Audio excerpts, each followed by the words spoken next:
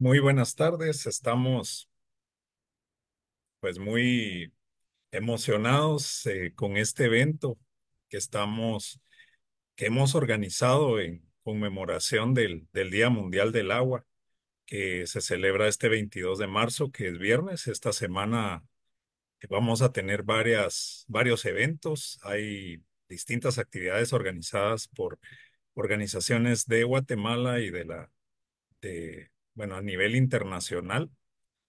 Y pensamos que era una ocasión muy importante desde el Sistema Guatemalteco de Ciencias del Cambio Climático, de la Red de Formación eh, e Investigación Ambiental REDFIA, que ya tiene 28 años, que está conformada por varias universidades del país y centros de investigación, y por la Asociación Mundial para el Agua, GWP, por sus siglas en inglés, que es una entidad que tiene casi 4.000 miembros en todo el mundo, y varias instituciones de Guatemala somos miembros de esta organización, que realmente ha hecho aportes muy importantes de la parte teórica, técnica, en cuanto al agua a nivel mundial. Realmente es un referente y tienen una riqueza de materiales y de estudios de caso. Les invitamos a visitar la página de GWP para informarnos sobre la gestión del agua. Y pues este tema de la ley del agua es algo muy importante. El gobierno actual lo ha mencionado, pero realmente llevamos muchos años en Guatemala de hablar del tema y de cómo es un elemento importante. Eh, Realmente la problemática que tenemos el país es muy grande. No estamos solos, digamos, a nivel mundial tenemos una problemática muy parecida y unos desafíos a futuro, pues derivados del crecimiento poblacional, el crecimiento de la demanda por los distintos usos que se le dan al agua. Por otra parte, la degradación del recurso agua en los ecosistemas, y también se le agrega, pues, todos los efectos del cambio climático, que precisamente a través del agua es que pueden tener impactos en la sociedad. Y no solo en la sociedad, sino también en los ecosistemas. Entonces es un tema sumamente importante a nivel mundial, pero en Guatemala tenemos unos rezagos bastante grandes en esta temática. Y pues se habla mucho de la ley del agua, pero sí sabemos que solo la existencia de la ley no va a resolver mágicamente todos los problemas.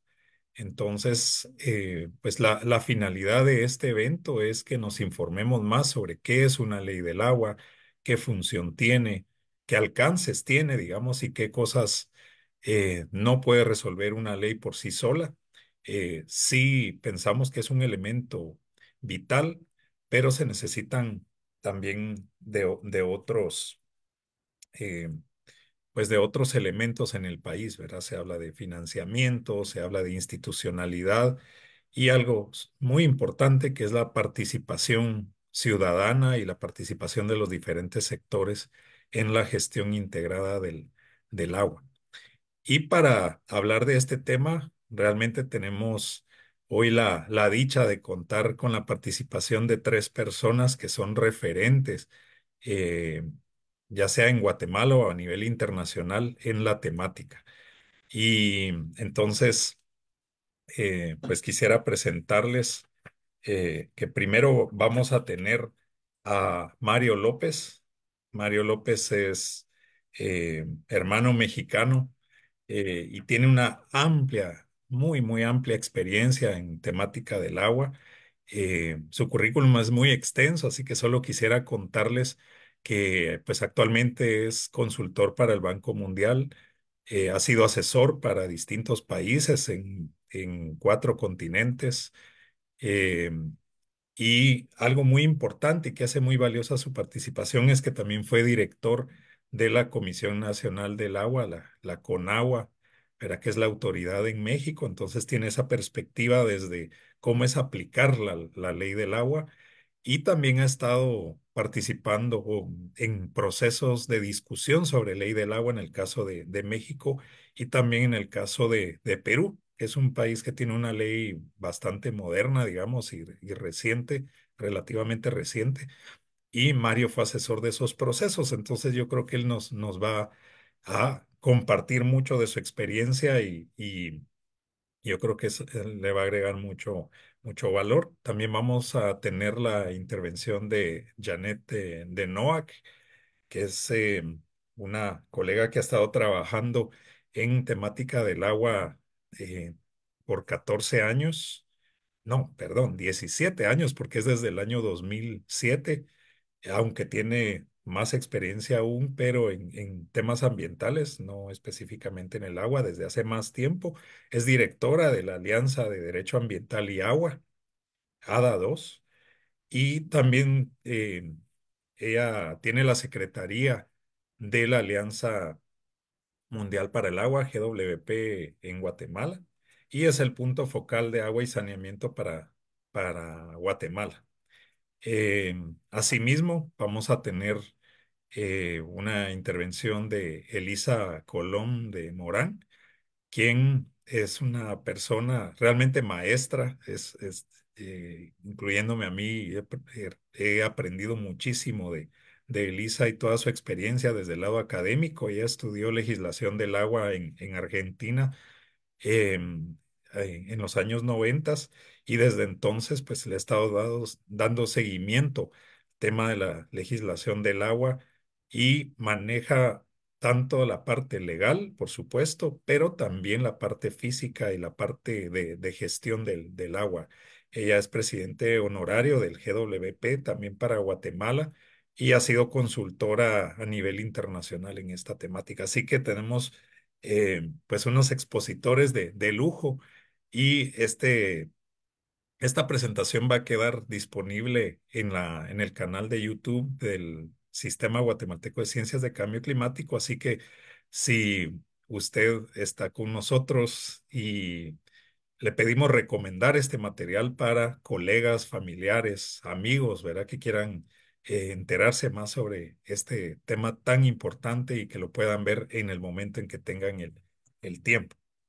Así que voy a darle el espacio a Mario López para su intervención. Adelante, Mario.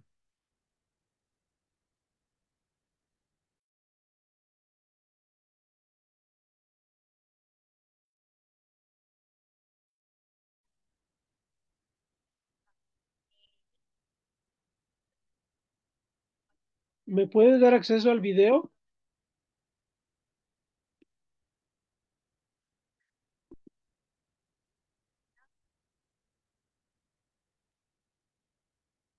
Muchas gracias. Creo que voy a quitar el fondo de pantalla. Ah, no, ahí. Bueno, el fondo de pantalla me genera algún problema. Pero bueno, primero que nada, agradecer a Alex Guerra la invitación a este evento tan importante, dada la circunstancia que hoy día vive Guatemala en relación con el recurso hídrico y la enorme necesidad de que se genere una ley de agua a la brevedad posible, dado que desde 1985, que está mandatado por ley, no se ha llevado a cabo.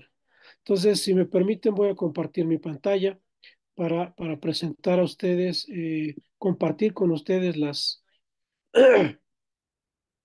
los conceptos que traigo en relación con las experiencias en México, en Latinoamérica, en Perú, es respecto a el tema de legislación hídrica, su formulación, su implementación. Bueno, lo primero que quiero compartir con ustedes es algo que me parece a mí fundamental.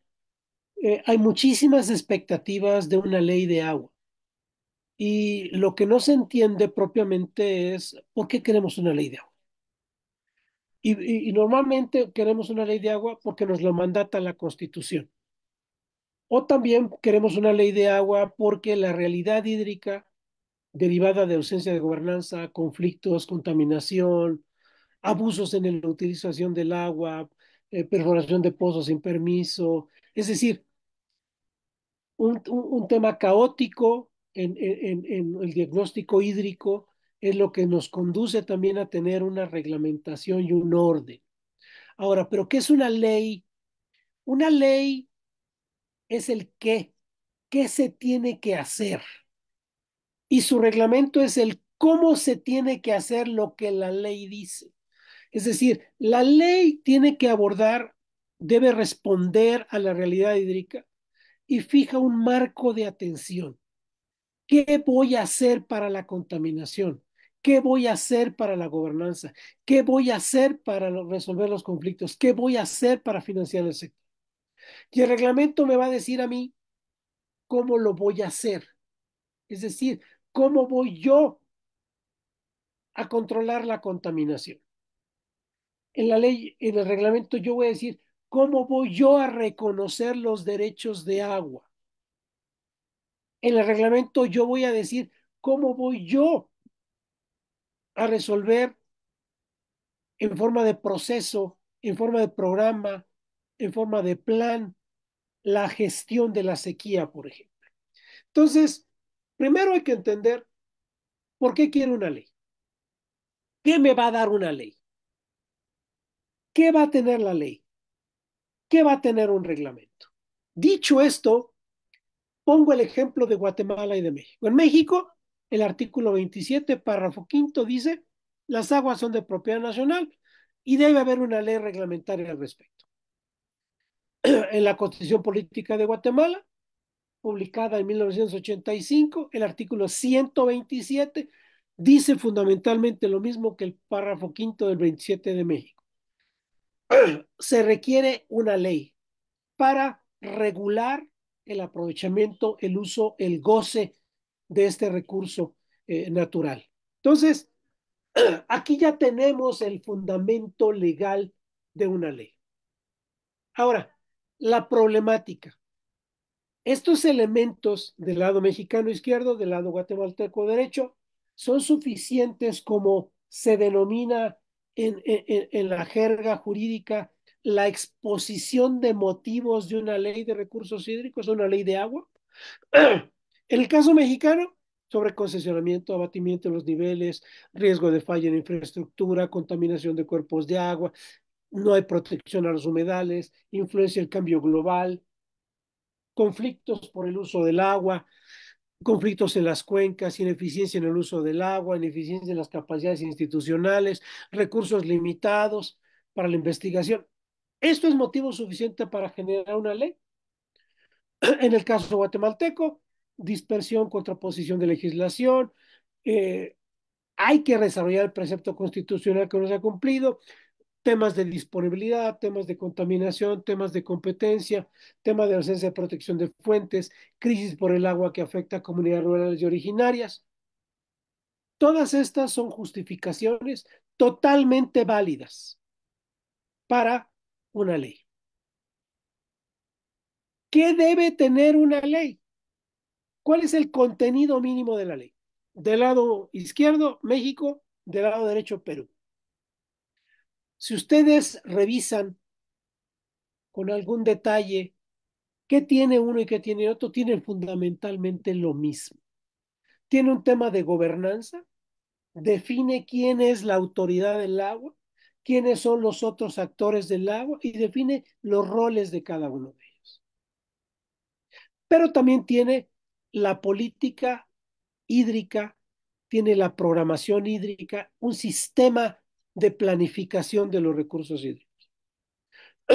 Sin duda, ambas tienen el régimen de derechos de agua, cómo se van a otorgar, cómo se van a reconocer, qué tipos de uso, qué prelación de uso tiene, qué instrumentos de política para resolver temas de contaminación, temas de sobreexplotación, temas de déficit en las corrientes. Tiene el tema fundamental de control de contaminación, tiene el tema de agua subterránea. En el caso peruano tiene un tema de aguas amazónicas. En el caso mexicano no existe esto. El tema de los sistemas financieros del agua, el régimen económico, cómo se va a financiar todo el sistema, infracciones, sanciones y resolución de conflictos, que también es fundamental que debe estar contenido en una ley. ¿Qué tipos de gobernanza existen en Latinoamérica? Existen diferentes tipos de configuraciones dependiendo de cada uno de los países y dependiendo de la prioridad que tiene el tema de agua en el país. Brasil, una agencia nacional de aguas, que es un descentralizado del Ministerio de Desarrollo Regional. Costa Rica tiene una dirección de aguas centralizado en el Ministerio del Ambiente y de Energía. España, una dirección general y confederaciones hidrográficas. Centralizado la dirección de aguas y descentralizadas las confederaciones. México, Comisión Nacional del Agua, organismos de cuenca, desconcentrado, descentralizados de la Secretaría de Medio Ambiente y Recursos Naturales. Perú, una Autoridad Nacional del Agua, un descentralizado del Ministerio de Agricultura. Uruguay es un centralizado de INAHUA, que es un centralizado del Ministerio del Ambiente. Es decir, hay una diversidad de autoridades que viene más bien en función de la problemática que existe en el país y de la prioridad que se le otorga al tema del agua. ¿Qué lecciones aprendidas de legislación hídrica en Latinoamérica hay? Primero, la ley es el qué hacer, la reglamentación es cómo lo implemento. La autoridad rectora es la garantía de homogeneidad en dirección, regulación, otorgamiento de derechos, mediación de conflictos y una política hídrica balanceada. Todos los actores tienen roles claros y conocidos, lo que evita conflictos hídricos. La política y la planeación implementada a nivel de cuenca es la base para el desarrollo equitativo y equilibrado del recurso hídrico. La participación social en la gestión integrada de los recursos hídricos asegura la visión multidimensional del desarrollo hídrico. El régimen de licencias, permisos, concesiones, autorizaciones es el mayor beneficio para los usuarios porque les otorga certeza jurídica de que se puedan defender. Es un tercero que actúa en favor de los usuarios que tienen derechos sobre el agua. Es un sistema público de información del uso del agua, del ciclo hidrológico, es básico para la planeación y el régimen económico. El financiamiento que garantiza recursos suficientes para administrar el agua, para el cuidar las fuentes, para el desarrollo de infraestructura y los servicios, es indispensable. Esto es lo que se aprende. Ahora, ¿qué consideraciones se usaron en México y en Perú para formular la ley y su aprobación? Primero, se analizó el marco legal, se definieron cuál es la estrategia para gestionar los recursos hídricos en relación con el desarrollo económico y social que el país busca y se definió un tipo de autoridad. El proyecto inicial de la ley recogía las necesidades y prioridades del país y de los actores, abordando todas las dimensiones de la problemática hídrica. Para ello, el mapeo de estos actores y para socializarlos fue fundamental. Y en los dos casos hubo una amplia socialización con los actores clave determinados en el mapeo, que refrendaron los contenidos exponiendo los beneficios, pero siempre buscando el interés superior de la nación. ¿Qué consideraciones tuvieron México y Perú para implementar la ley? Primero, obviamente, la ley no se puede aplicar a rajatabla al día siguiente de su publicación. Se requiere un periodo transicional para que esta aplicación de la ley pueda llevarse a la realidad. La transición obedeció a prioridades de atención hídrica en función de tiempo, recursos, capacidades de los actores, etc. En México, el reglamento se publicó un año después 2 años después de la ley. En Perú fue un año. La autoridad del agua fortalecida fue prioritaria y progresiva, así como sus procedimientos y sus métodos.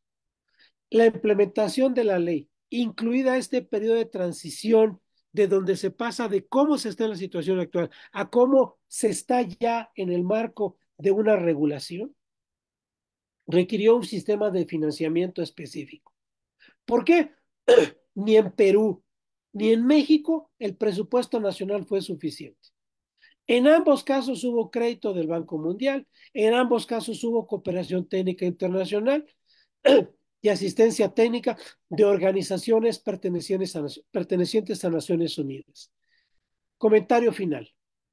Ante la ausencia de una autoridad, ante la falta de aplicación de una legislación, aún con leyes ya fijadas, aún con leyes ya establecidas, si esto no ocurre, los actores locales deciden cómo se gestiona el agua y esto genera conflictos y una distribución inequitativa, con ley o sin ley. ¿Por qué? Si no se aplica y la autoridad no ejerce. Los beneficios de la ley deben ser conocidos por los actores en términos de incentivos y algo bien relevante, el valor del agua en las distintas cadenas productivas de los regímenes económicos y el valor del agua en los aspectos sociales y el valor del agua en los aspectos culturales es fundamental. Algo que debe entenderse es los resultados de la existencia y aplicación de la ley no necesariamente son inmediatos, pero sí son permanentes y de beneficio común. La transición es fundamental en la implementación de la ley. Muchas gracias.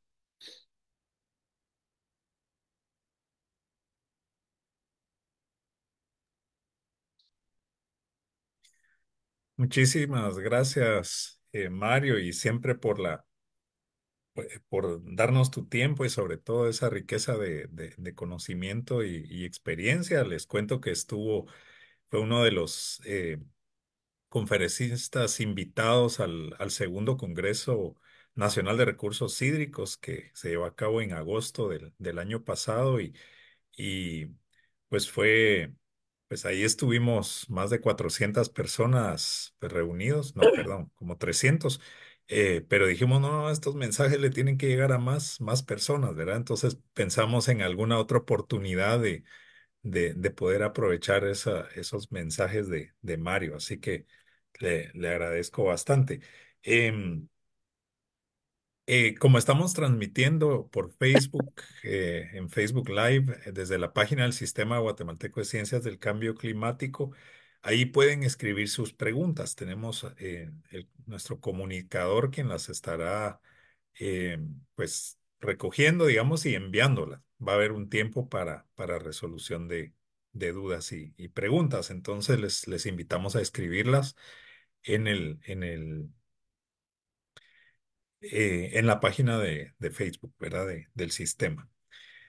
Y entonces ahora voy a invitar a Janet de Novak que nos comparta, pues nos va a compartir, pues tiene mucho conocimiento y experiencia, pero en parte se va a enfocar en el Encuentro Internacional de Experiencias en Inspección Ambiental que se llevó a cabo recientemente.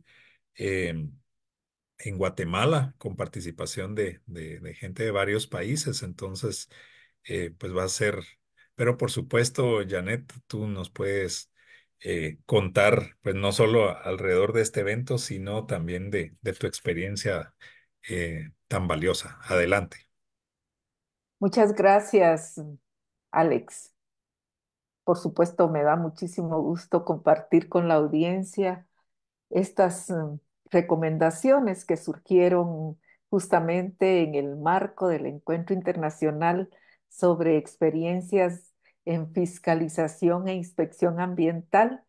Nosotros somos la Alianza de Derecho Ambiental y Agua y este evento lo desarrollamos en conjunto con la Alianza Mundial de Derecho Ambiental, identificando a través de un programa las necesidades y los retos que se requieren en el país para el fortalecimiento de esas capacidades técnico-científicas en la investigación de los delitos ambientales de contaminación del agua, pero también el suelo y el aire. Enfocados, por supuesto, a contribuir a una mejor gestión de casos en el sector justicia, de manera tal que no necesariamente eh, el tema que nos ocupó se relacionó específicamente con la ley de aguas, pero obviamente al abordar los asuntos relacionados a delitos ambientales de contaminación de agua, a las normas técnicas relativas a este importante recurso, surge siempre esa inquietud que tenemos los guatemaltecos acerca de por qué no hemos logrado articularnos y ponernos de acuerdo para que finalmente tengamos una ley de aguas en Guatemala, especialmente para dar cumplimiento a ese mandato constitucional del artículo 127 que establece y es mandatorio respecto a ese punto. Debo comentarles que a este evento se dieron cita especialistas y expertos nacionales e internacionales y convergieron representantes de Perú, de Estados Unidos y por supuesto de nuestro país, Guatemala. Ellos compartieron por 2 días conocimientos, prácticas, logros, obstáculos, retos que se tienen en este campo de la fiscalización y la inspección ambiental. Y por supuesto, compartimos lecciones aprendidas y buenas prácticas de cada uno de esos procesos nacionales que hemos tenido todos los países en los últimos, bueno, vamos a decir 30 años, para quedarnos tal vez un poco cortos incluso. Pero en todo caso, este evento se enfocó en esa búsqueda de una legislación idónea para la conservación y aprovechamiento de los recursos naturales, agua, suelo y aire, en lo referente a la normativa técnica de calidad que es utilizada por las entidades que ejercen esas funciones de supervisión, de vigilancia, que llamamos inspección ambiental. En ese marco surgieron también aspectos relativos, como les decía, a la legislación de aguas y los retos que aún tenemos en Guatemala. Algunas de las recomendaciones que nos compartieron estos expertos no son para nada diferentes a nuestras propias experiencias. Por ejemplo, y ya Mario nos estaba compartiendo también esa experiencia peruana. Ellos, a través de su propio proceso, pudieron poner en vigencia la ley sobre el uso y gestión de los recursos hídricos. Y algunas de las lecciones aprendidas que les dejó ese proceso se relacionan con estos aspectos. Recomiendan una revisión exhaustiva sobre las normas legales vigentes de regulación de los recursos hídricos, complementado con un análisis de brecha para identificar esos vacíos, esos traslapes de competencias y los avances, así como las necesarias complementariedades que deberíamos de introducir a esa nueva normativa. Y por supuesto, la cual debería ser coherente para que evitemos esa fragmentación que aún hoy estamos sufriendo, ya que eso obviamente genera mucha confusión, sobre todo pensando en esa población a la que se destina la norma. Es decir, esa población tiene que tener claridad de los alcances de las normas. y no preguntarse, ¿a dónde voy? ¿Voy al Ministerio de Ambiente y Recursos Naturales? ¿Voy al Ministerio de Salud? ¿A dónde debo acudir cuando hay una preocupación ciudadana que quiero denunciar por hechos que están afectando el agua que está cercana a mi comunidad? La población debe estar clara, debe ser muy precisa la legislación en ese sentido, y eso es lo que nos recomienda la experiencia peruana.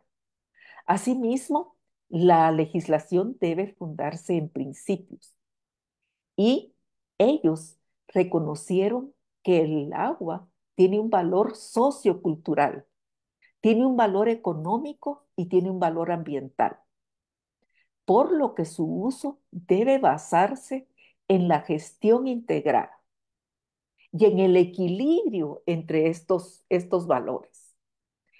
Se reconoce también al agua como parte integrante de los ecosistemas y que es renovable a través del ciclo hidrológico.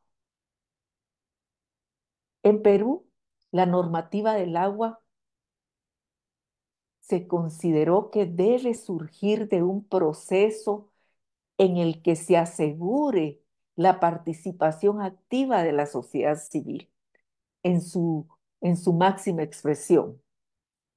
Representantes de comunidades, grupos de mujeres, estudiantes, técnicos, expertos, representantes de los diversos sectores que hacen uso del recurso, en fin, todos aquellos que tienen un interés en el tema del agua, porque quien tiene decisión, quien tiene interés en los asuntos relativos al agua, debiera también participar en esas decisiones relativas a la promulgación de una normativa para regular el recurso. Se debiera, además, asegurar la participación de la población generando una cultura del agua. Eso requiere que el propio Estado cree mecanismos para la participación de esos usuarios. Y como saben, hemos ido avanzando en esa misma línea.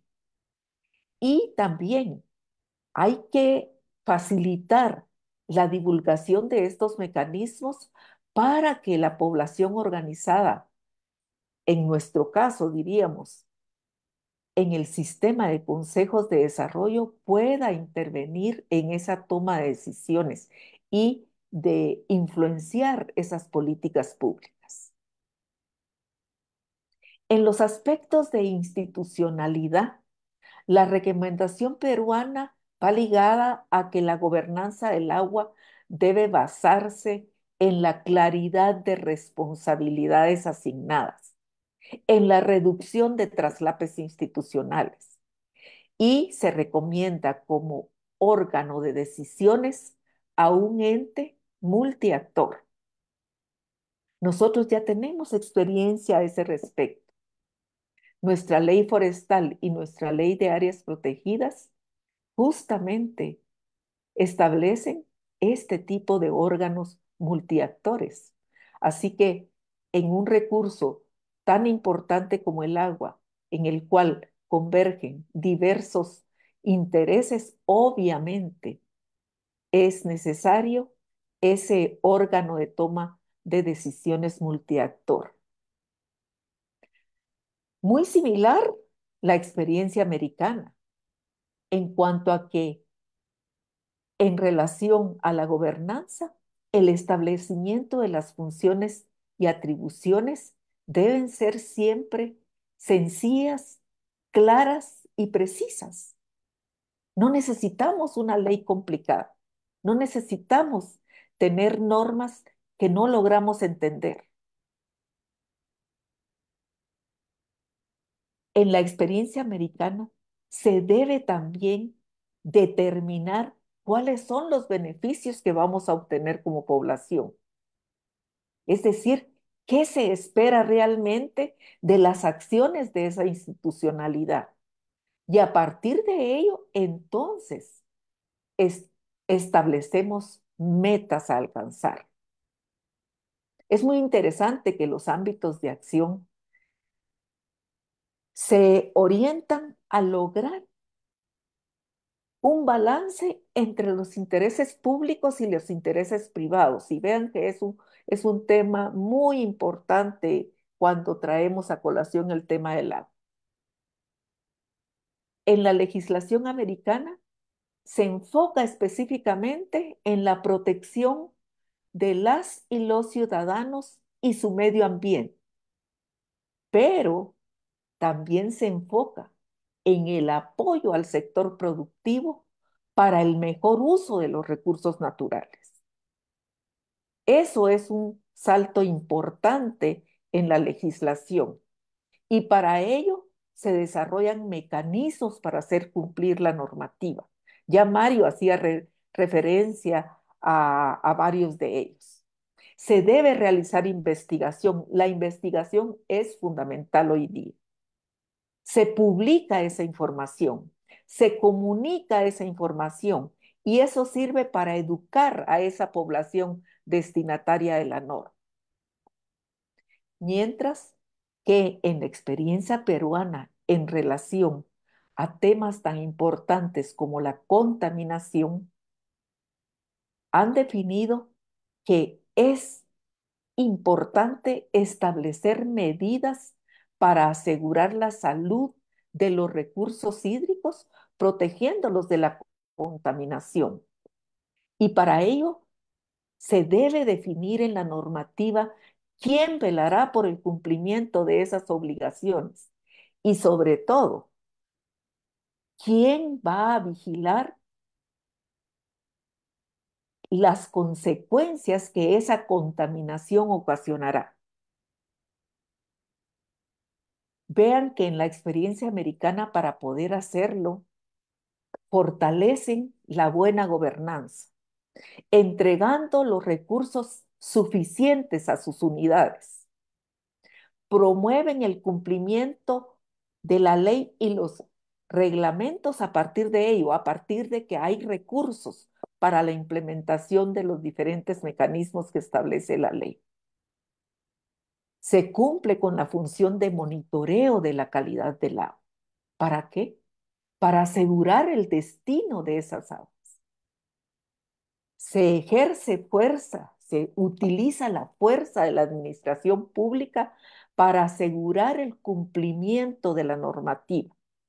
Es decir, se parte del ejercicio de la autoridad de esa administración pública. Y eso resulta muy interesante para empezar a visualizar cuáles son esos mecanismos que vía una ley o vía un reglamento, dependiendo de qué estamos queriendo regular, que podemos introducir esos aspectos tan relevantes. Es decir, eh, hacer requerimientos que sean efectivos para que la población pueda cumplir con la ley es fundamental.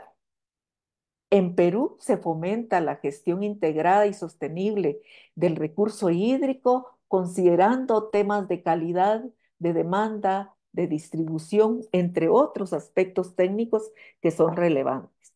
Y en la prioridad de los usos, nosotros necesitamos tener una prioridad en los usos. De hecho, nuestro Código Civil actual vigente tiene una norma sobre eso, pero obviamente ha quedado totalmente rezagada, ¿no? En el caso de Perú, el acceso al agua para la satisfacción de las necesidades primarias de la persona humana es la prioridad en el uso. ¿Por qué? Porque es un derecho fundamental sobre cualquier otro, inclusive, dicen ellos, en épocas de escasez.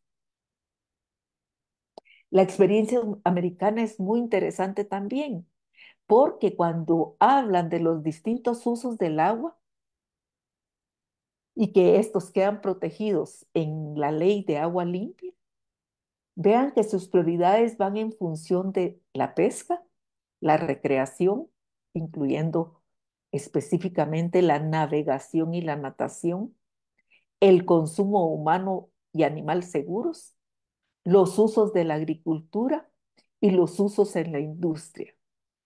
¿Cuál es el mensaje más importante que entendemos de esto? Sí, es que si en un río yo puedo pescar y yo puedo nadar, eso significa que la calidad de ese río es confiable y hay una, un monitoreo que me dice que efectivamente yo lo puedo hacer. Esa es justamente la función de de estas prioridades que se hacen. Asegurar que si podemos pescar y podemos nadar, obviamente también podemos tener esas fuentes de agua para consumo. Algunos otros elementos que les puedo compartir es que en el caso de la experiencia americana hay recursos limitados, muy limitados. Estos son algunos de los retos que son, encontramos muchas similitudes en los países de Latinoamérica, ¿no? Recursos limitados. Todo el tiempo estamos abogando porque haya más presupuesto, personal calificado y que sobre todo las instituciones tengan suficiente fuerza legal. Otro de los grandes retos es la demanda por servicios que siempre están al alza. Recordemos que en el tema de crecimiento poblacional tenemos que estar cubriendo el aumento de la población. Las reformas que hay necesidad de hacer a la legislación también caminan a veces a paso muy lento. Y otro tema con el cual convergemos es que hay una gran diversidad de entidades reguladas, mucho poder por parte de sectores con intereses en el agua. E igualmente hay eventos muy dinámicos e impredecibles, eventos naturales extremos, la pandemia, etcétera. De manera tal que se requiere una estrategia. Y la experiencia americana nos recomienda, hay que tener un buen conocimiento del cliente. ¿Qué significa eso?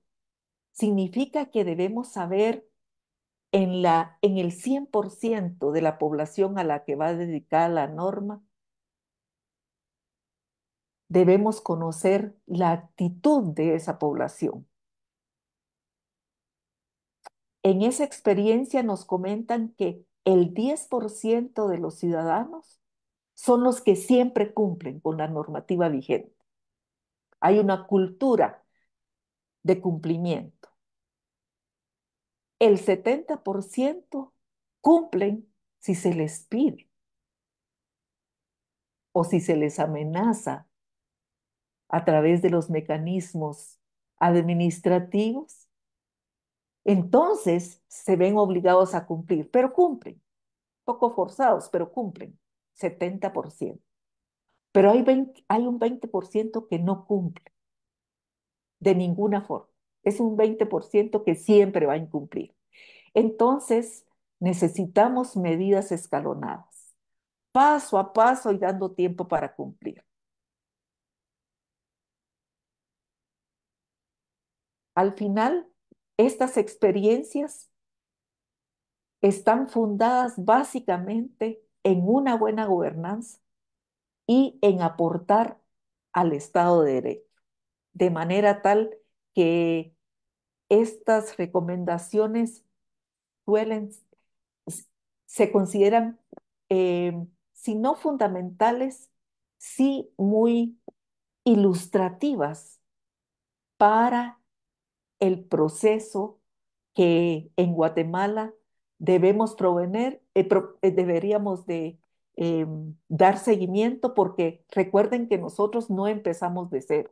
Nosotros ya tenemos muchísimos años de estar dialogando acerca del tema del agua y poniéndonos de acuerdo en cuáles aspectos y cuáles principios y cómo debe ser la institucionalidad y cuáles incentivos sí y cuáles no y quiénes deben tener preferencias y quiénes no, en fin. Entonces sí que estas experiencias, tanto la peruana como la americana, considero que son muy interesantes en nuestro caso.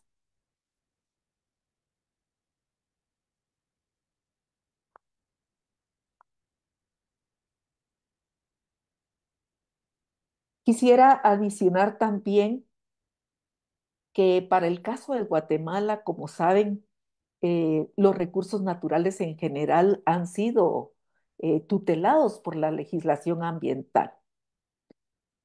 No obstante, todos sabemos que es necesario modernizar la legislación.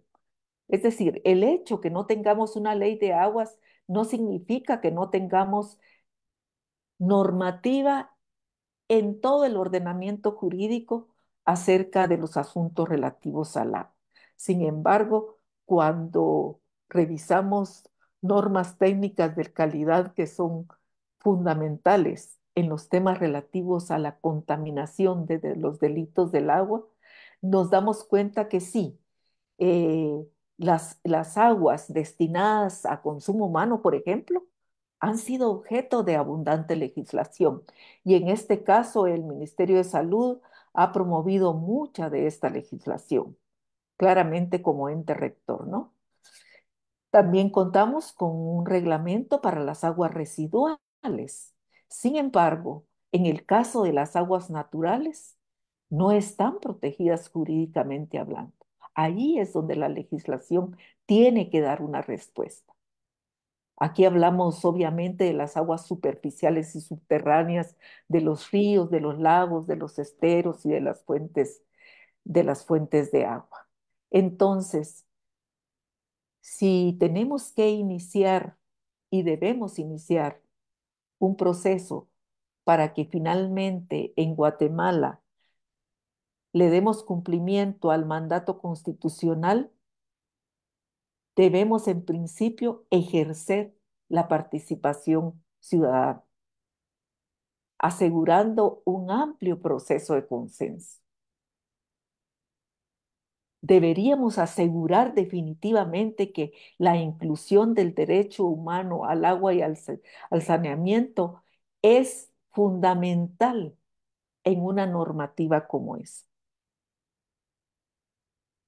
Es necesario actualizar la gobernanza del agua y, por supuesto, una de las llaves del éxito es promover la coordinación interinstitucional, que de esto también hay avances interesantes en la administración pública. Debemos incrementar el presupuesto de inversión y funcionamiento de estas entidades, pero también incrementar las inversiones para dar cumplimiento a nuestros compromisos con los Objetivos de Desarrollo Sostenible. El ODS 6 es claro que se requiere para 2030 que todos tengamos acceso a agua y saneamiento.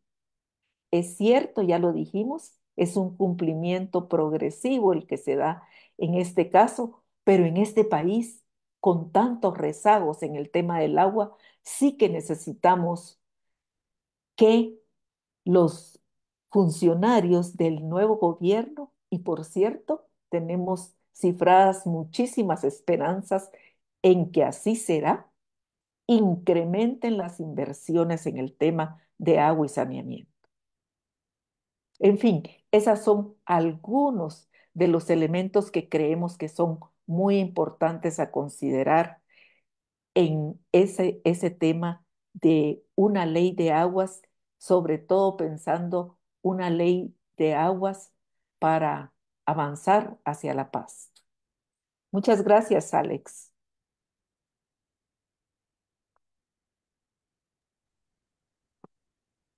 No, al contrario, muchas gracias a ti por compartir, ¿verdad? Estas experiencias tan recientes que estuvieron por 2 días, ¿verdad? Siendo discutidas y conocidas.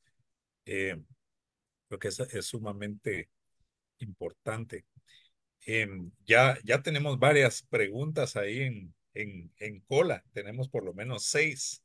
Em, pero pues contarles que pusimos una ley de aguas para la paz porque precisamente el Día Mundial del Agua este año tiene ese enfoque, como pueden ver ahí en el fondo de pantalla, agua para la paz. Y ese es un concepto que está incluido dentro del concepto de seguridad hídrica, ¿verdad? Que aparte de ser un elemento para el bienestar humano, para los ecosistemas, para el desarrollo socioeconómico, en ese concepto también dice en un clima de paz. Entonces, y sabemos que el agua puede ser una fuente de conflictos, ya lo es en nuestro país, y un temor grande que se tiene en todo el mundo es que las guerras en el futuro, incluso entre países, sean por el agua, ¿verdad? Entonces yo creo que sí, sí es algo muy importante. Vamos a escuchar eh, el mensaje de nuestra colega Elisa Colón, quien anda en Nevaj y sabiendo que podía tener problemas de conexión a Internet, ella nos envió su mensaje en un video, pues precisamente respondiendo a la pregunta de qué manera puede una ley de agua contribuir a la paz. Y posterior a las palabras de Elisa, vamos a empezar con la ronda de preguntas. Las pueden poner ahí en la pared, digamos, del perfil de Facebook, desde donde están viendo este evento. Y como les digo, ya tenemos ahí unas 6 o 7 preguntas, entonces va a estar, y son muy buenas preguntas, por cierto. Así que escuchemos a Elisa Colón de Mora.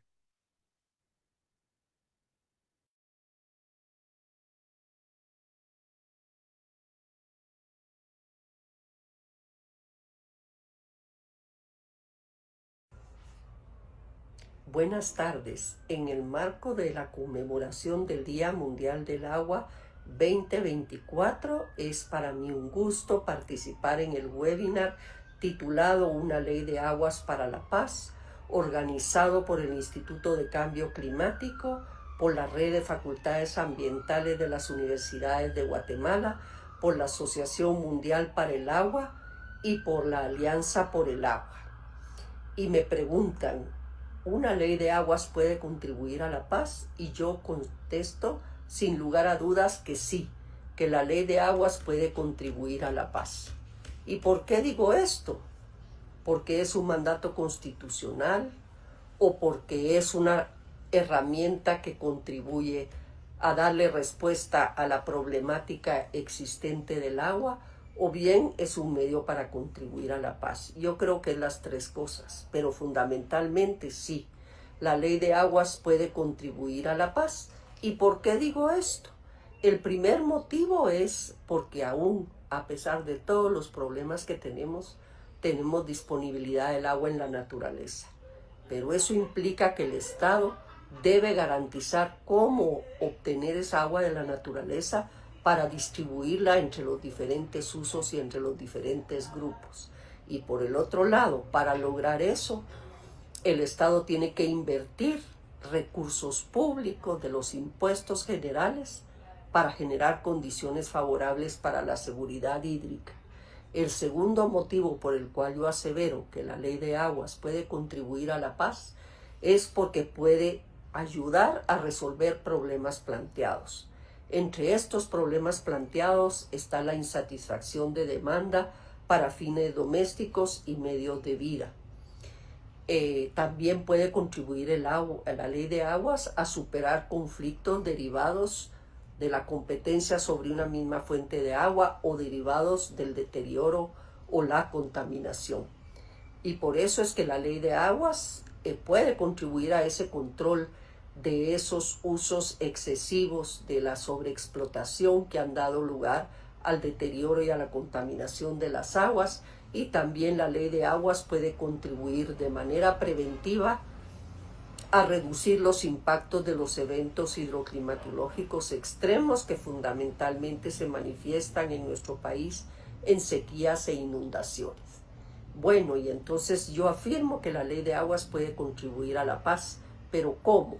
Yo considero que en primer término, centrándose en el agua, en el elemento constitutivo del ciclo del agua, en el agua dulce, y luego reconociendo que este elemento central del ciclo hidrológico es al mismo tiempo un bien social, un recurso útil a la economía y un elemento fundamental del ambiente. Tiene que tener el arte de conciliar lo social con lo natural. Luego, yo creo que la ley de aguas puede contribuir a la paz introduciendo instituciones jurídicas apropiadas. Y al decir apropiadas es al reconocer que nuestro derecho sí es plural, que nuestro derecho puede componerse tanto de la herencia de la legislación occidental como de las prácticas y costumbres reiteradas de todos los pueblos que habitamos en este país, principalmente de los pueblos con raíces mayas y con raíces garífonas y xincas. Luego yo creo que independientemente del origen de estas disposiciones, en uno y otro caso, la ley de agua debe de disponer la participación inclusiva de los distintos actores, principalmente de los usuarios. Es decir, debe de tener el carácter inclusivo y participativo. Y luego también la ley de agua debe de ser redactada en un lenguaje sencillo, claro e inequívoco.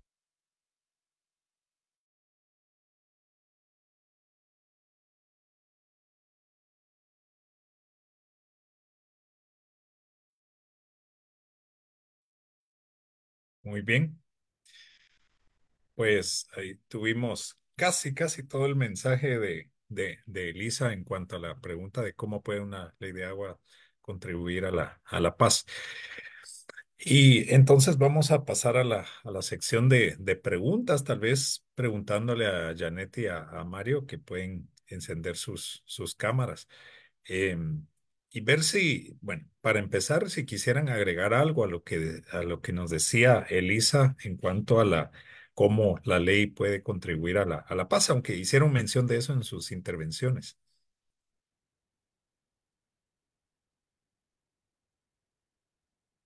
¿Quieres empezar, Mario? Primero las damas. Muy bien, empiezo yo. Sí, básicamente quisiera adicionar, por supuesto estoy de acuerdo con los elementos que ha mencionado Elisa, quizás solo sumando, eh, considero que los temas relativos a la cooperación y la solidaridad son aspectos clave para encaminarnos a proponer alternativas para ayudar a resolver conflictos. El diálogo siempre tiene que estar presente y diálogo entre sectores, porque si no intentamos los diálogos entre los diferentes sectores con intereses en el agua, entonces nos quedamos dialogando alrededor de nosotros mismos y no logramos avanzar hacia la resolución de conflictos por el agua que surgen. Creo que ese es un aspecto que quería adicionar. Muchas gracias. Adelante, Mario. Bien, yo creo que algo que lo hemos dicho de manera velada, pero que representa el fundamento de la relación agua y paz, es que una ley de agua otorga lo que se denomina la certeza jurídica de quien está protegido por la ley. Decía yo en mi alocución que no hay mejor ayuda que un tercero imparcial que nos defienda. Y para poder defendernos tiene que haber una regulación, un marco sobre el cual nos va a defender. Y eso es la ley. aquellos que se sienten afectados, aquellos que se sienten que la distribución del agua es inequitativa, aquellos que se sienten afectados porque alguien contaminó aguas arriba. Si no hubiera un marco legal, difícilmente pudiera haber una regla, porque no hay punto de análisis, no hay punto de diálogo, no hay punto de negociación. La ley otorga las posibilidades a todos, las mismas posibilidades, en un terreno equivalente para resolver conflictos. Alguien por ahí decía, y se lo achacaban a el famoso Axel Durojani, que decía que la gestión de los recursos hídricos es la gestión de los conflictos por el agua. Y esto no puede realizarse si no hay un marco legal. Tú puedes llegar a arreglos extralegales, pero no son permanentes y no contribuyen a una paz duradera. Yo creo que los temas hídricos abordados por la ley, que busca resolver esta problemática, son claros ejemplos de por qué un marco legal es, como bien decía Elisa, un instrumento fundamental para la paz. Gracias. Muchas gracias, Mario. Y estaba recordando un autor, Aaron Wolf, eh, que ha estudiado conflictividad y agua, aunque se ha enfocado más entre países, digamos, si lo buscan en Internet. Y lo que ha encontrado es que a nivel de países, y documentó, no sé si eran 500 casos de conflictividad por el agua a nivel mundial. Y algo súper interesante es que cuando ha habido crisis por el agua, normalmente eso hace que hable la gente, que haya un diálogo y que haya colaboración o cooperación por el agua. Es muy interesante. Ojalá que eso sea cierto en el futuro y que no sea, lleguemos a guerras por el agua, ¿verdad? Pero eso es interesante, él pues viendo evidencia de qué es lo que pasa en situaciones de conflictividad, es lo que ha encontrado. Aunque claro que enfrentamientos incluso violentos sí se han dado, pero dentro de los países y a nivel local, ¿verdad? Y hay por ahí una literatura relacionada a la conflictividad por el agua. Pero vamos a pasar a preguntas que nos han escrito ahí. Algunas nos han dicho que pues, son dirigidas a alguno de ustedes dos y otras son generales, la mayoría son generales. La última que escribí por acá es, ¿cómo se propone que sea la participación ciudadana para la formulación de una ley del agua? Creo que es importante eh, interesante la pregunta. Primero las damas. Ahora primero los caballeros, siendo que hoy es el Día del Hombre. Ah, es cierto, y eso no lo mencionamos. No, no, no, eso pasa desapercibido, no fuera el Día Internacional de la Mujer, porque entonces sí. Bien, a ver, cuando se está formulando una ley, normalmente el que la formula o los que la formulan parten de un diagnóstico hídrico y parten de un diagnóstico legal. Y a partir de ahí se construye un mapa de actores para identificar los intereses y las necesidades de cada uno de ellos. Entonces, ya con esto se puede desarrollar un proyecto de ley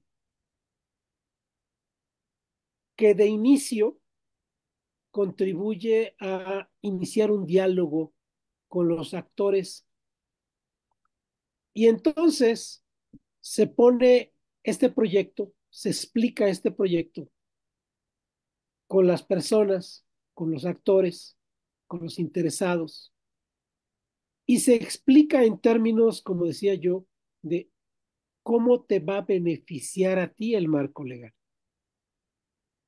Evidentemente, cómo te va a regular a ti el marco legal.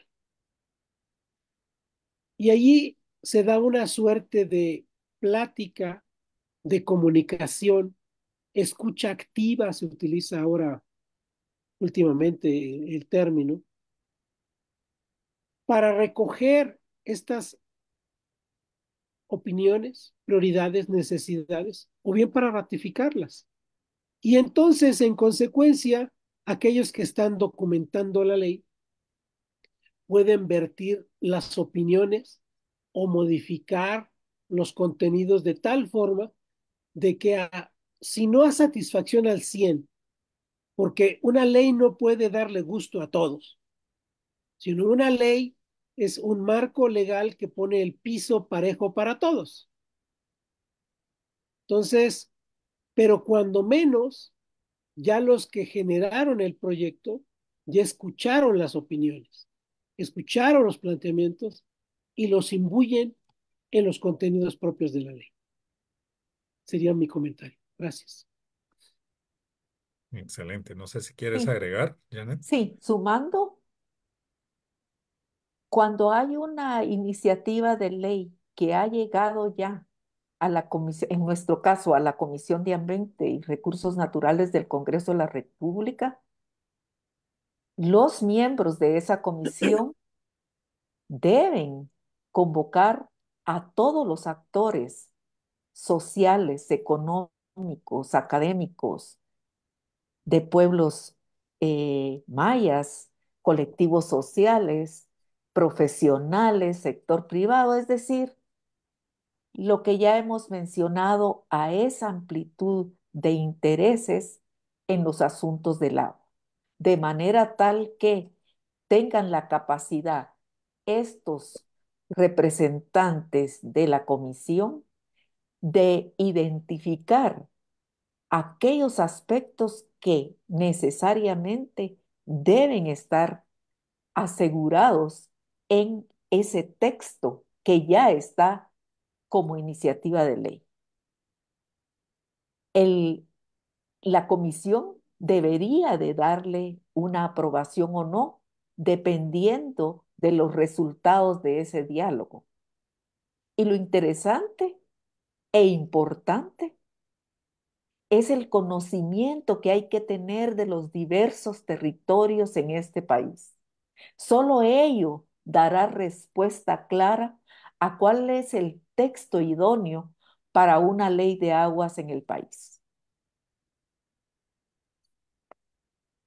Excelente. Y es que hasta en eso somos muy diversos, ¿verdad? En la geología, en cómo son los ríos, eh, incluso las características físicas y químicas del agua también cambian, ¿verdad? De región en región. Entonces, y hay una pregunta que está muy relacionada a este tema de la participación y dice qué hacer, tal vez vista desde el otro lado, para que no se estanque en el proceso de consulta. Y tal vez yo le voy a agregar algo a esto. ¿Será que esa consulta es en leer el texto de una ley? Porque, digamos, yo he participado en algunos procesos de consulta y yo veo que incluso pensando en la Convención Marco de Cambio Climático, digamos, en las COP, y veo 50 personas de 50 países revisando párrafo por párrafo, ¿verdad? Por ejemplo, el Acuerdo de París. Y entonces parecía como que ya no, de verdad se podía estancar el proceso, ¿verdad? Entonces, ¿qué se recomendará para que tampoco, o sea, sí es importantísimo, es vital la participación, pero ¿cómo hacer que esa misma participación no nos deje sin ley? Ahora sí las damas primero. Claro que sí.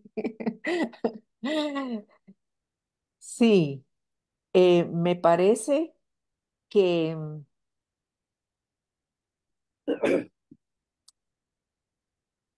a ver, Yo sé que está difícil la pregunta. sí, sí. La pregunta está enfocada a asegurar la participación, pero que esa participación no signifique dejar estancado el proceso porque no llegamos a acuerdos o porque no logramos avalar un determinado texto legal, ¿verdad? Esa es la pregunta. Sí, correcto. Muy bien. Yo creería que es necesaria el ejercicio de liderazgos. Es necesario que haya una representación idónea de cada uno de los sectores. Y es necesario también encontrar ese espacio para llegar a acuerdos. Esa va a ser la única manera en la que logremos avanzar en, en ne- digamos que no necesariamente estamos hablando de renunciar a nuestros valores, sino estamos hablando en encontrar un punto en el cual un texto podemos aceptarlo como una primera oportunidad de tener una ley en el país. Ahora, ese texto debería de ser consultado o socializado, porque vean que en Guatemala el término consulta tiene una connotación especial, sobre todo cuando se trata de pueblos indígenas. La OIT tiene aspectos relacionados a ello y acá mismo en el país se ha avanzado en ese tema, de manera tal que no vamos a hablar de consultar los textos, pedir una consulta, sino vamos a hablar de socializar esos textos. Ahora, uno u otro que utilicemos, necesitamos la definición clara de un procedimiento que es igual para todos. Esa es la única forma que creo que podemos avanzar. Gracias, Jenny. Coincido al 100% con Janet en el concepto de liderazgo. Algo que no nos gusta normalmente escuchar es que, o mejor dicho, algo que nos gusta escuchar es que se incorpore lo que yo digo en el proyecto de ley. Y si no se incorpora, no estoy de acuerdo. Normalmente eso es lo que ocurre. ¿Cómo vencer esa resistencia? Hay dos mecanismos. Un mecanismo es, te escuché, te oí, te tomé en consideración, pero lo que tú me estás proponiendo no necesariamente obedece al interés superior de la nación y ahí ejerzo mi liderazgo. Esa es la diferencia entre un líder y un estadista. Y el otro mecanismo es algo que normalmente tampoco gusta. Establezco contigo una plática, una conversación, te escuché, te oí, pero la mayoría no opina como tú y tengo que tomar una decisión. Y la decisión es nuevamente en función del liderazgo que tiene que ver por el interés superior de la nación. Sin duda, los dos mecanismos implican negociar algunos aspectos para que el supuesto perjuicio no sea mayor.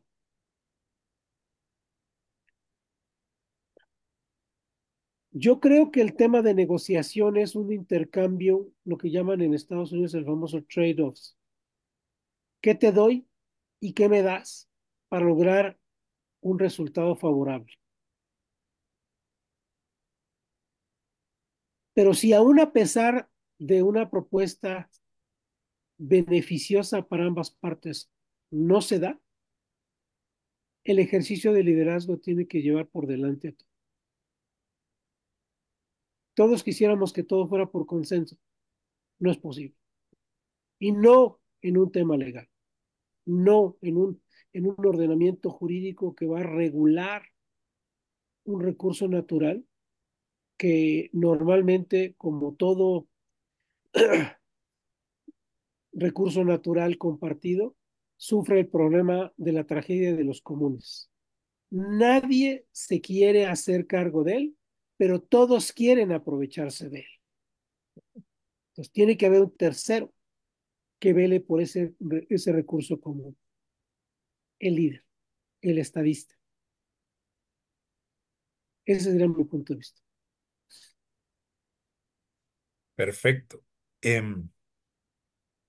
Y ahora estoy viendo cómo hacemos, porque nos queda máximo 12 minutos, lo cual no está mal, pero estaban entrando cada vez más preguntas. Pero yo creo que eso enriquece mucho la actividad, ¿verdad?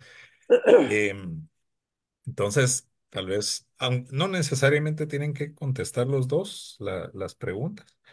Y, y vamos a tratar de hacerlas todas, pero vamos a ver cómo nos va con el tiempo. Em, nos preguntan, a ver, hay una sobre la gobernanza. ¿Qué modelo de gobernanza ha tenido éxito en América Latina y cuál se recomienda para Guatemala? Creo que es excelente pregunta. Sí, es una excelente. Yo se la dejaría a Mario. Incluso Mario ya avanzó en este tema cuando hizo su exposición. En efecto, el esquema de gobernanza depende propiamente de cada uno de los países. Cuando yo mostraba los ejemplos de Latinoamérica, había diversos tipos de autoridades del agua, por un lado. Por otro lado, hay países que siguen la famosa estrategia para lograr la sustentabilidad hídrica de la gestión integrada del agua. Pero hay países que no la siguen y sin embargo también logran avanzar en mejorar el agua. Es decir, ¿qué dicta una buena gobernanza? ¿Qué dicta una buena autoridad? Primero, ¿cómo se quiere desarrollar el país? México, por ejemplo, decidió que el mercado de derechos de agua era una forma de gestionar el agua. Perú no decidió lo mismo y sin embargo tienen leyes muy parecidas. Guatemala. Guatemala tiene hoy día una condición de enorme vulnerabilidad por la ausencia del marco legal que regule el agua. Tiene muchísima legislación muy dispersa, pero a final de cuentas los resultados están a la vista. Nadie se hace responsable por el recurso.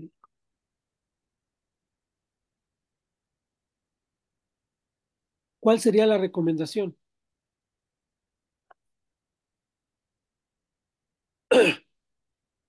Lo primero que yo haría sería, conociendo de antemano que ha habido 12, 13 iniciativas, proyectos,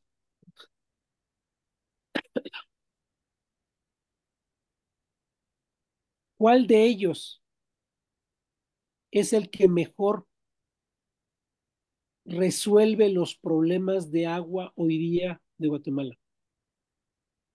Hay iniciativas, perdón, del siglo pasado, una realidad hídrica del siglo pasado. Hay iniciativas hoy que abordan desde la perspectiva, desde un solo sector, pensando de que desde ahí se puede resolver todo. Yo no creo que ni un caso ni el otro sea la solución. Yo sí creo que habrá que revisar cuál de los marcos anteriores resuelve mejor la realidad actual y partir de ahí para ajustar lo necesario sobre la base de, como bien decía Janet, una socialización. Porque si buscamos una consulta, no vamos a llegar a ningún lado. Nuevamente, el tema del liderazgo en Guatemala resulta fundamental. Sería mi respuesta. ¿Y me permites que adicione una pregunta, Alex? Sí, Eh, pero Solo quisiera, rapidito porque se nos sí, van a quedar muchas de preguntas pronto, sin respuesta. Adelante. solamente quisiera, por las recomendaciones que nos hicieron, quería preguntarle a Mario qué opina sobre los consejos multiactores de toma de decisiones, que es una opción que pudiera ser posible en Guatemala. Respondo con dos ejemplos. Consejo de Cuenca, México, Consejo de Recursos Hídricos del Perú. Son grupos colegiados, grupos mixtos, cuya función es la planeación, no es la asignación de los derechos de agua. ¿Por qué? Los usuarios serían juez y parte si deciden ellos a quién se le asigna y a quién no se le asigna. Tiene que haber un tercero imparcial sobre unas reglas específicas de cómo distribuir, perdón, cómo asignar los derechos de agua. Sin embargo, la distribución del agua en condiciones de escasez, en condiciones de sequía, la opinión de los consejos de recursos hídricos y los consejos de Cuenca de México es indispensable. ¿Cómo nos vamos a distribuir el agua que existe? Pero sobre la base de un régimen de concesiones de derechos perfectamente establecida por una autoridad. Esa sería mi respuesta. Muchas Excelente, gracias, creo que Mario. una pregunta Bueno, muy, sí. muy importante. Y la siguiente pregunta es, con la diversidad cultural en Guatemala, ¿cómo sería el enfoque social y cultural de la ley de agua? Y yo creo que, de nuevo, la experiencia de México y de Perú, que tienen, digamos, también una diversidad cultural muy grande, también puede ser de referencia, ¿verdad? Aquí voy a retomar el comentario que hice en la presentación de que en el caso peruano se respetan las aguas amazónicas. ¿Y por qué se respetan las aguas amazónicas? Precisamente porque tiene una connotación espiritual y cultural de las comunidades originarias en esa zona. Y ustedes me dirán, bueno, pero ¿y los incas? La hidráulica inca es fenomenal. Todavía funcionan algunas obras hidráulicas construidas por los incas. Bueno, resulta que donde habitaron los incas, propiamente escurrimientos permanentes hay muy pocos. Hoy día, la climatología cambió, la hidrología cambió. A donde voy es, lo primero que se tiene que hacer, y lo decía yo en la presentación, es el valor del agua. El valor del agua para una industria es diferente que para una ciudad, que para una comunidad ancestral. Tienen valores diferentes, tienen pesos diferentes entre ellos. No se puede comparar una cosa con la otra. Tampoco se puede monetizar y ponerle un precio a cada una de ellos y compararlas. Sería equivocado. Lo que se tiene que hacer es buscar, respetar y regularizar aquello que permita la sana convivencia de dos o de más estilos de gestión del agua en un territorio. Un ejemplo. Hace un rato Janet hablaba acerca de Estados Unidos de América. Yo los conozco bien. Me tocó trabajar mucho tiempo con Estados Unidos, siendo el punto focal del gobierno de México en toda la materia de agua. Ellos tienen reservaciones indias y tienen una legislación tal que respeta la reservación india y la toman como un punto más de extracción de agua, garantizando el agua a la que ellos tienen derecho, considerando su cosmogonía particular. Y eso que en Estados Unidos, el agua superficial corresponde a los estados, no a la federación. Sí. El agua subterránea corresponde al dueño del predio, no al estado, no al municipio. Y sin embargo, la legislación respeta cada uno de estos elementos. Yo respondería de esta forma. Hay que ver qué está funcionando como autogestión del agua y hay que ver qué no está funcionando y en función de ello determinar y fortalecer aquello que sí funciona y reemplazar aquello que no funciona.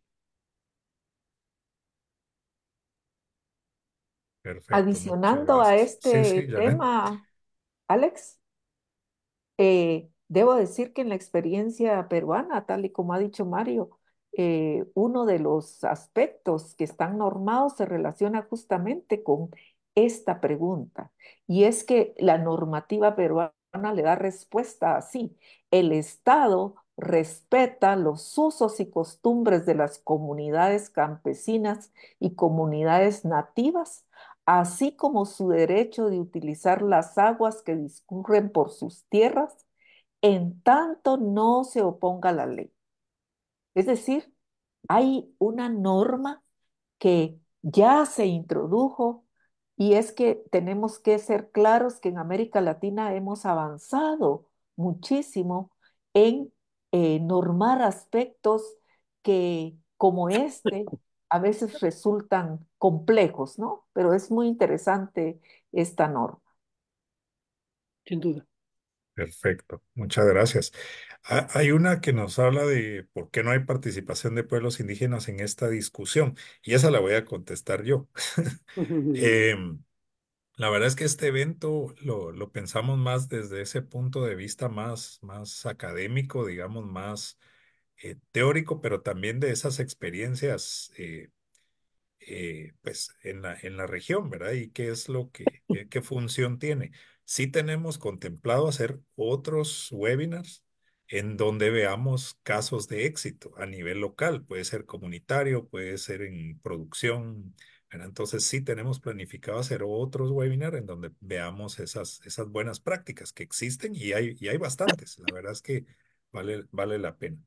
Em, ya terminamos la hora y media del evento, eh, así que seguramente se van a desconectar muchos de los que nos están viendo, pero sí hay un par de preguntas que yo creo que las respuestas pueden ser bastante cortas. Eh, una está dirigida a Janet, aunque también lo mencionó Mario, y es a qué se refieren con prioridad de usos del agua. Y de una vez voy a hacer la otra que habla de que, eh, digamos que hay cierta percepción en el área rural que al haber una ley del agua, el costo de los servicios se va a incrementar. Creo que ese es el tipo de temores que puede haber y que puede hacer que la gente no vea bien una ley del agua, ¿verdad? Entonces, creo que esos dos temas son bastante rápidos de responder, así que vamos a dar el espacio. Vamos, Mario. Prioridades. Prioridades en el uso. Evidentemente, el consumo humano es prioritario. Aquí, como dicen en México, aquí y en China. Sí, En todas las legislaciones de agua del mundo, el consumo humano es prioritario sobre los otros usos. Los otros usos, ¿cómo están divididos? Es una decisión que cada uno de los países determina. pero el consumo humano va sobre todos. Sí. Y lo del Coincido pago, total. Ah, perdón. y lo del pago. Ujú. Una ley de recursos hídricos no establece tarifas ni precios del agua. Recuerden, una ley es el qué, no es el agua va a costar más para el abastecimiento, el agua va a costar más para la industria, el agua no va a costar para la agricultura. Esa decisión va más allá de la ley. La ley sí debe establecer, como yo mostré, un sistema financiero. ¿Cómo vamos a financiar el desarrollo hídrico?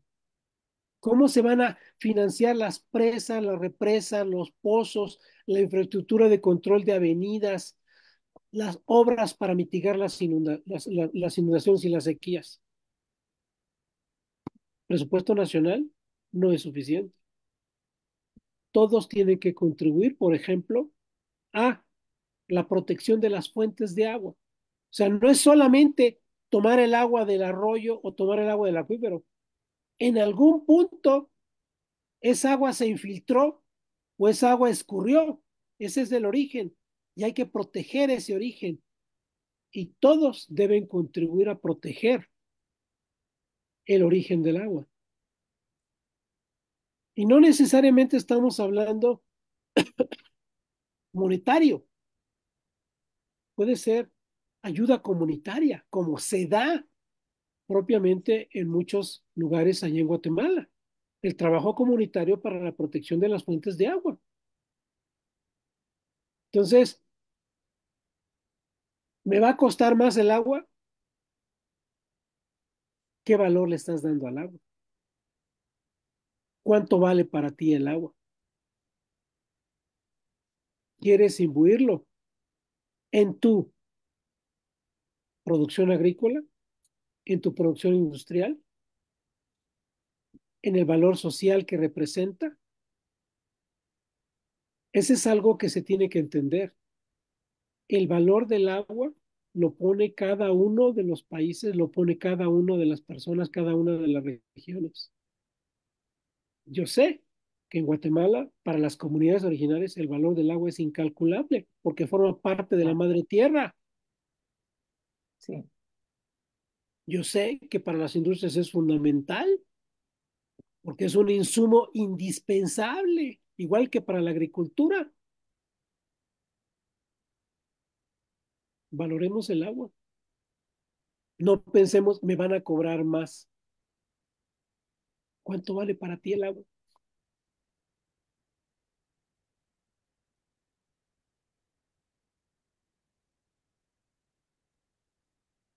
muy bien. En Perfecto. este tema de la priorización de los usos, es necesario que la ley tenga una norma relativa a definir cuál es la prioridad en el uso del agua.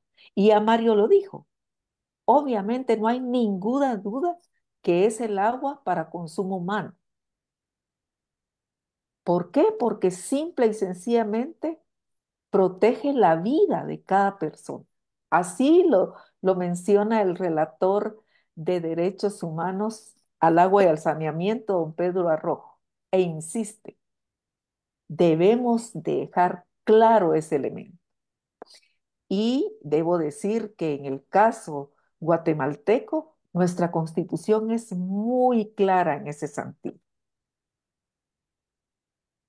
El bien común prevalece sobre el particular, de manera tal que si priorizamos el consumo humano, estamos protegiendo la vida de los habitantes. De eso se trata esta historia.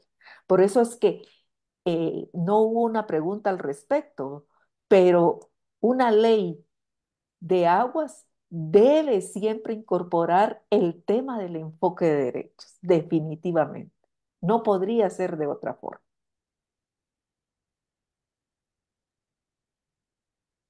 Sí, muy bien. Ya casi nos pasamos 10 minutos del tiempo previsto y hay más preguntas, aunque algunas son parecidas. Sí nos aclaraba una persona que no era solo hablar de buenas prácticas, sino de derechos colectivos de pueblos indígenas, pero eso ya lo abordamos, ¿verdad? Y Sí. ustedes lo mencionaron justamente con el caso de Perú, de México, Ujú. incluso de Estados Unidos. Así que yo creo que ese tema lo cubrimos y tal vez vamos a terminar con algo interesante. No sé si conozcan a detalle, pero dice cómo ha sido la experiencia de otros países centroamericanos en legislación y sobre todo en su aplicación de, de la ley. Y seguro Lisa sí nos hubiera podido contestar muy bien porque yo sé que ha hecho análisis, ¿verdad? A nivel de En la región. Centroamérica. No sé Ujú. si quieren comentar algo al respecto. Lo que yo conozco propiamente es Costa Rica, Panamá. Honduras. Estos países tienen ley y la experiencia es igual que la mexicana, igual que la peruana. Si la institucionalidad es débil, no se aplica. Si la prioridad del tema del agua a nivel presidente, a nivel de Plan Nacional de Desarrollo, no está claramente expresado, la ley es letra muerta. Hay zonas en las cuales funciona muy bien la aplicación de la ley y hay zonas en las cuales no es igual. Es decir, si no hay ley, hay caos. Si hay ley y no se aplica, hay caos. Hay caos. Entonces, las leyes son diferentes en los países, unos muy parecidos, otros diferentes, pero el tema es aplicación de la ley, Estado de Derecho, cumplimiento de la ley es lo que realmente ayuda a resolver los problemas. Y lo que he visto en Centroamérica, y en Sudamérica y en México es que normalmente los legisladores creen que con la publicación de la ley ya se resolvió el problema. Y no. Si no hay una implementación, si no hay recursos humanos, si no hay recursos materiales, si no hay recursos presupuestales para implementar lo que dice la ley, con o sin ley, de todas maneras va a haber caos. Muchas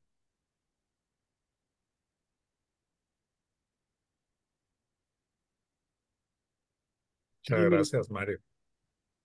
No sé si quieres agregar algo, Janet.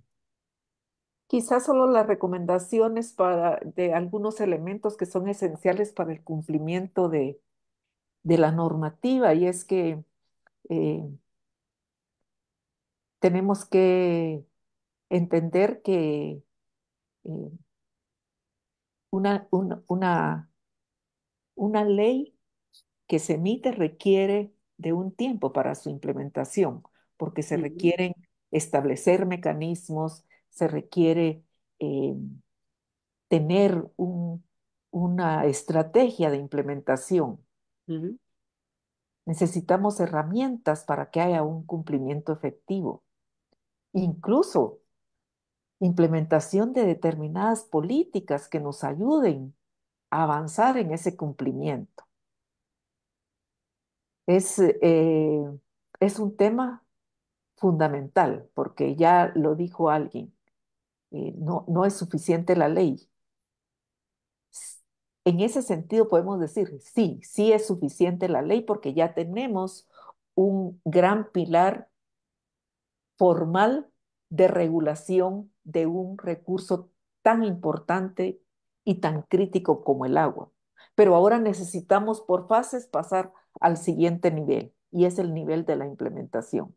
Y eso tiene que ver también con la observancia en el cumplimiento de la ley eh, que hagamos todos nosotros como población destinataria de la norma. Entonces, es un tema cuesta arriba, pero que necesitamos, por eso, fortalecer la institucionalidad, porque de ellos depende también en mucho ese cumplimiento efectivo, esa confianza que hay de la ciudadanía hacia esa entidad determinada. Así que esos son mis aportes en ese sentido. Excelente, gracias. Y esto me hace recordar cuando se echó a andar todo el Plan de Acción Forestal de Guatemala, ¿verdad? El PAFG que se llamaba. O sea, se hizo un plan para ver todo lo que se necesitaba para fortalecer el sector forestal, ¿verdad? Se pensó en la ley, en la autoridad, ¿verdad? O sea, eso creó el INAF descentralizado, autónomo, ¿verdad? Con sus propios recursos. La ley contemplaba un presupuesto, incluso para incentivos.